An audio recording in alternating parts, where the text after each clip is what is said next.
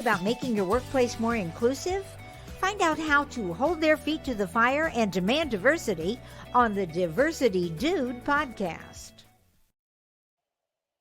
Hello there, and welcome to the Diversity Dude podcast. I'm your host, Lambert Fisher, marriage and family therapist and award-winning author and national speaker on the topic of multicultural awareness and diversity. And regarding the Diversity Dude podcast specifically, for those of you who are interested in even more positive and encouraging tips and strategies beyond that which I share on this podcast, then feel free to check out my award-winning book, Diversity in Clinical Practice, nationally recognized for the unique way in which it addresses the often difficult topic of multicultural awareness and diversity, also available as an audiobook for your listening convenience. And I hope that no matter what your role or position, if you're a helping professional in any way, you'll consider ordering Diversity in Clinical Practice to help you learn practical and encouraging tips and strategies for meeting the greatest variety of cultural needs possible for whomever you serve. And similarly, whether it be through my one-on-one relationship building efforts as a therapist or in my informing and empowering efforts as an author and speaker, my personal mission is to do my part to improve the world one strengthened relationship at a time.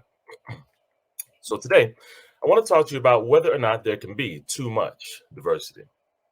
If you hadn't heard already, last week, during a discussion with university leadership exploring continually declining enrollment, a problem many educational institutions have experienced as well, and potentially contributing factors to this, a university board of regents vice chair offered a question to other leadership that he thought would be helpful in exploring how to solve the problem.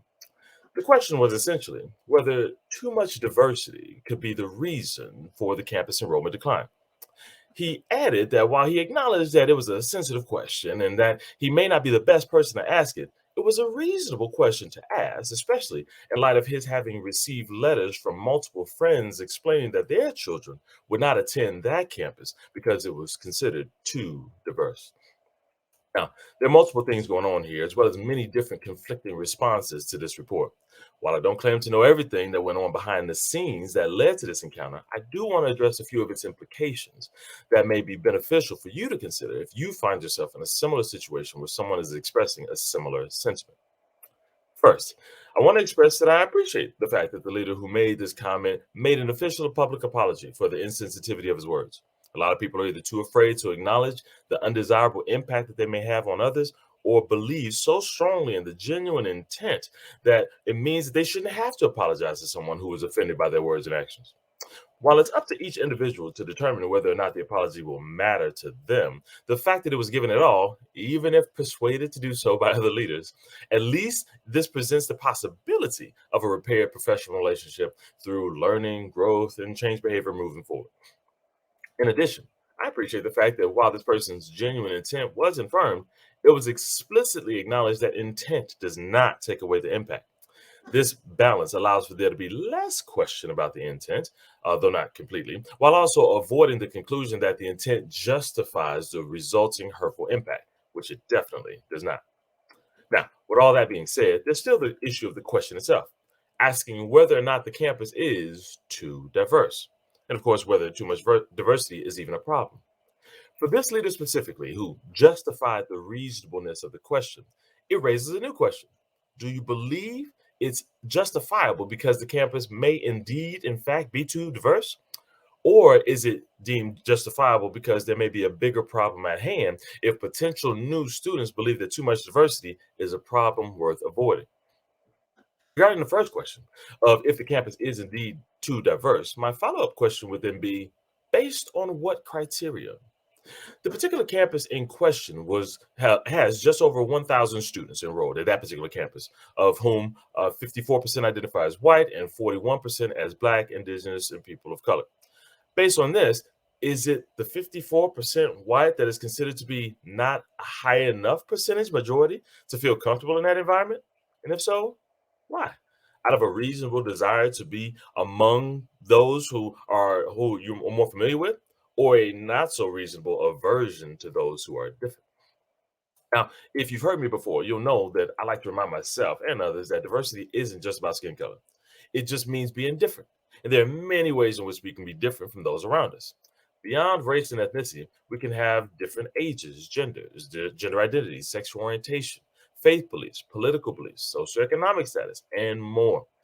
As a result, Even those who are able to surround themselves with those of a similar race and ethnicity percentage that feels less diverse, they are still surrounded by people who are, despite a few value similarities, who also have multiple differences, which will require learning, growth, and adjustment over time. All of this will lead to the conclusion that even if you did believe that a campus could be too diverse, either you accept that every campus is diverse in many ways and dive in, focus less on diversity percentages and more on learning all you can from that whole educational experience, or you own potentially prejudiced beliefs about certain groups of people, try to find your preferred environment of cultural isolation and ignore the fact that there's still diversity within that isolated environment, just not the diversity that you may deem undesirable. If that's indeed the case, then own it and don't try to convince others that it's reasonable. On the other hand, if this leader does not believe that the campus is indeed too diverse, but that there may be a bigger problem at hand if potential new students believe that too much diversity is a problem worth avoiding, then despite the fact that the question was very poorly worded and did not sufficiently convey this, it would indeed be a reasonable question to explore in that sense. To avoid the offensive implications, I would like to be able to go back in time and reword the question regarding how to address the potential factor of campus being seen as too diverse on its low campus enrollment with something like this. Congrats, everyone, team here. Our campus has become so diverse, reflecting such a variety of life experiences and perspectives, not only in the staff providing the education, but also in the student body that mutually edify each other during the educational process, that we are making rigid and limited thinking individuals seeking less to educate and enlighten themselves about the vast variety of world experiences and more to reinforce the same like-minded narrow thinking, those people, we're making them so uncomfortable, they don't even want to come. So now, since we genuinely do want this to be an institution where everyone feels welcome, let's brainstorm ways in which we can focus our admission and enrollment marketing efforts on convincing them as well that despite the fact that it's not the percentages that they expected, they can not only feel safer and more comfortable than they may preemptively think or expect, but that what they may now consider to be too much diversity may in fact be just the right amount of diversity, the right amount that can help them learn about themselves and others and grow in more ways than one. Now, this is clearly not how that conversation went. But if the focus remains on what was initially said, then all we do is focus on the employment fate of one individual and not necessarily the progress that can and needs to be made as a result. In this way, we can acknowledge the present insensitivity and move forward towards something healthier. And then the apologies and resulting difficult discussions can be worth it in the end because of the growth that came as a result.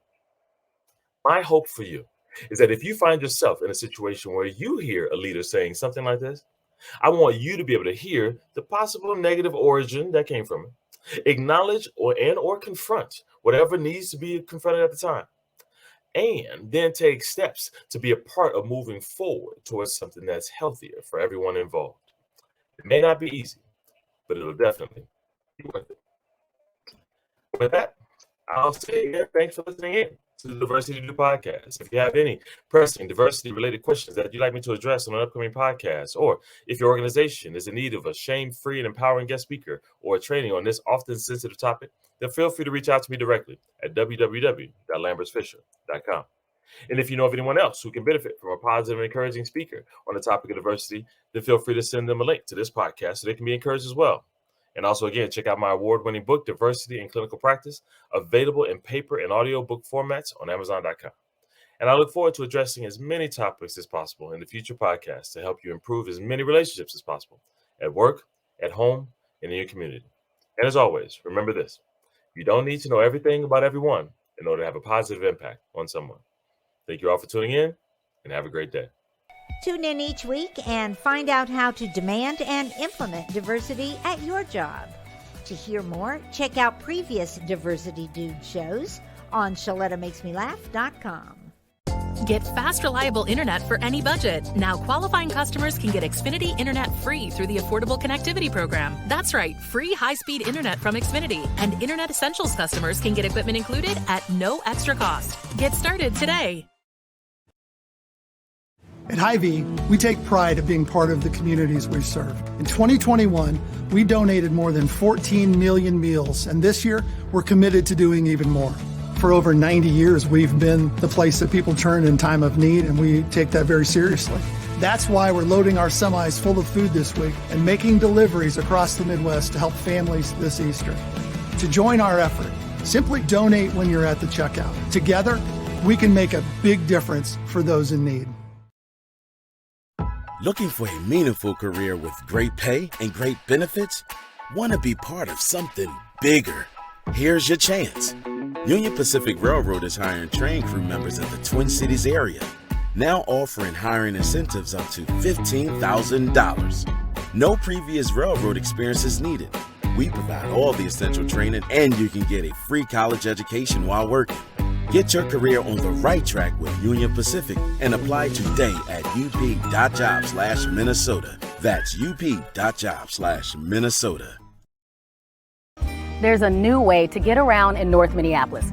It's Metro Transit Micro, a new ride-sharing service that connects you with Metro Transit bus routes or wherever you need to go on the north side. It's convenient, affordable, and accessible. Metro Transit Micro uses minibuses to reach more neighborhoods, and you'll have shorter wait times. It costs just the same as bus routes, and it's easy to use. You can pay your fare in cash, a go-to card, or the Metro Transit app. Just go to metrotransit.org/micro. Download the app and create your account. It's really simple. So whether you're going to a friend's house in Bryn Mawr to watch the Vikings game, or you need to get dropped off at the Metro C Line station to hop on a bus to get to work across town, Metro Transit Micro got you covered. Book a ride, get picked up, and get where you need to go. Start riding today on one of the new Metro Transit Micro minibuses. It's back to school time, and that means it's back to cooking breakfast for your kiddos and making school lunches. That's a lot of cracked eggshells and cut off sandwich crust. Now listen, before you think about throwing those food scraps away, think about recycling them. Ramsey County has a program that can help you do just that, and it won't cost you a dime.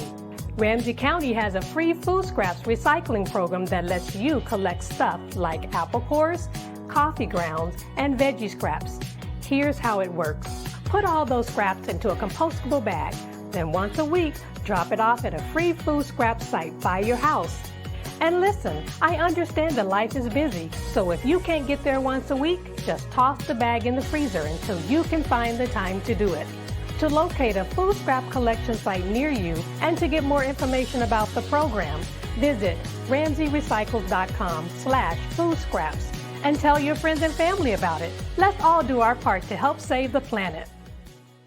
All right, did you know I was the Mommy Slam Dunk Champion? Really? Yes, really, don't sound so surprised. Let's see it. Oh, you're ready. All right, here we go. Let's hear the crowd. So go to right, I go to left, fake a mom. Mama, go up, mama! She did it.